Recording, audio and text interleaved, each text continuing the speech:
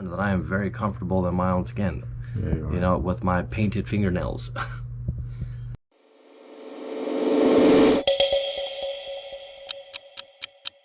We all come from different walks of life, you know, and I get along for the most part with a number of different people.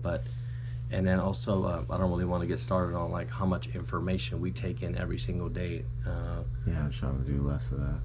Podcasts, like people just constantly trying to steal your attention and steal your focus from you. Wake up in the morning, you check emails, you scroll through social media, you look at content, then you listen to more podcasts, rambling. So at what point do you actually have an opportunity to figure out what you really want? Like when? Is it between your emails? Is it between your podcasts? Is somebody else just put more information in your head that probably doesn't align with where you're at, so you have an internal conflict? Yeah, whether that be hijacked. You're literally getting your whole entire life hijacked. Yeah. Whether you're in a marriage and then you're trying to separate from the marriage, but it's not going right. She's trying to take money. He doesn't want to see his kids. Like it's constant every day. And then in the midst of all that, we try to acquire some form of revenue exchange through a service, through a deed, through time. Yeah. I mean, it's no wonder to me that people aren't necessarily where they really want to be ever in life, whether you have an X amount of money or whether you're in a phenomenal relationship or if that's what you think you need in life. Because maybe from the time you were 3, you thought about having kids and getting married, and then when you do have it, oh, guess that wasn't what I wanted. Because all of these other people influences, whether it be spiritual, parental, Or societal, society. Yeah. political, like who's really running your life? Yeah. Is it you that's ultimately running your life, or you think you're running your own life, but you're really not, because you have to impress your neighbor. You can't really be who you are, whether you're, I don't want to say closet, sexually frustrated. I'm just noticing that more men are sexually frustrated with other men. Like they're still not okay with just coming out saying like, hey, I like dick.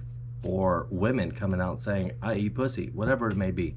Who cares? Yeah. Like we're constantly trying to impress our friend, our mother, our significant other.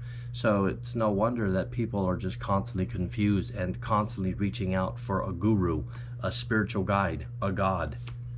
When ultimately, I think deep down inside, if we just take a moment and sit with who we really are and really, really evaluate what we want in life, I don't think you're going to need all of these podcasts, all of these gurus, all of these people that claim that this is the way, when ultimately I don't know if any of them are my way, because I'm a unique individual person. Yeah. And rather than trying to be comfortable in the setting that you're in, why don't you be comfortable in your own skin? Yeah. And I have learned that I am very comfortable in my own skin, Yeah, you know, with my painted fingernails.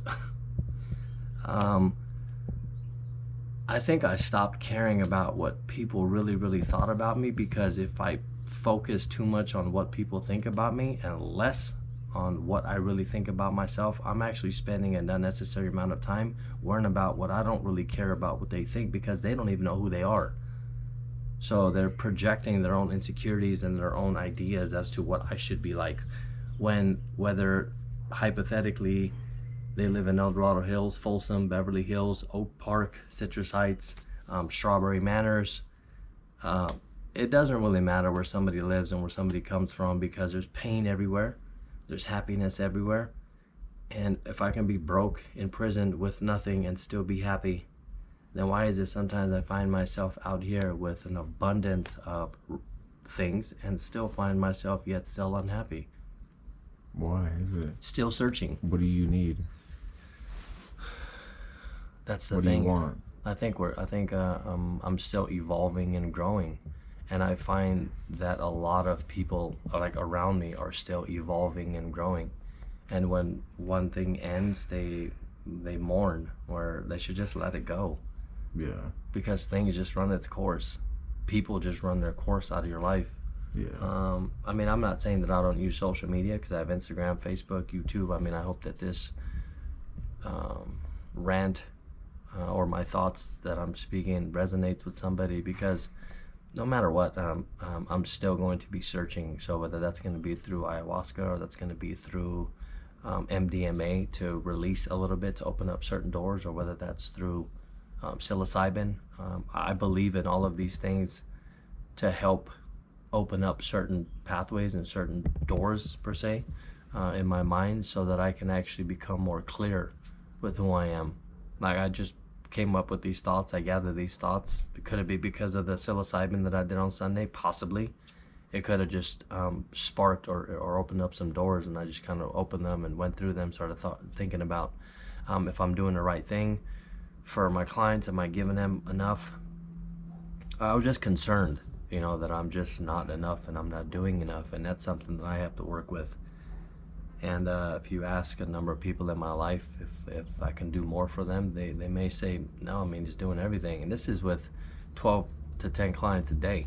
I just took a phone call trying to help a friend of mine's sister with some weight loss, filming with you. I got a couch sitting out there. We got a party coming up, and I have a number of things that I would also like to give more of my time to, but I don't have it. I like to spend more time with you, but you're into music, and I'm busy. No matter where you're at in life, whether you think you're lonely or you think you're alone, if you change the paradigm of that and say, is it because of that thing, or is it because of your thoughts on that thing, and you focus on it, you hyper focus on it too much, and then it causes you to believe through repetitive thinking, and then it gets embedded in your subconscious, and then you just have this feeling. At the end of the day, Miles has the right to say what Miles wants to do, not me. I have the right to say what I want to do, as long as I'm not hurting anybody, not some random person that is casting judgment because they don't feel good about themselves. And also too, the traumas that we decide to hold on to aren't really serving us anymore either. So if you're one that has trauma, learn to let it go. Stop wearing it like a badge of honor. Learn to cope with it. Life ain't easy, but it's also not as hard as we make it up here. And all I'm really saying is, you don't really need spirituality or religion to get past it. You don't have to relinquish the power. Like, it's in you. Yeah, we have all the answers too. If we ask the right questions, and if we're willing to actually accept them, and not worry about what other people think. The same people that are also very, very insecure about their own lives, you just don't know. You don't know what happens behind closed doors. You know how secure they are. Yeah.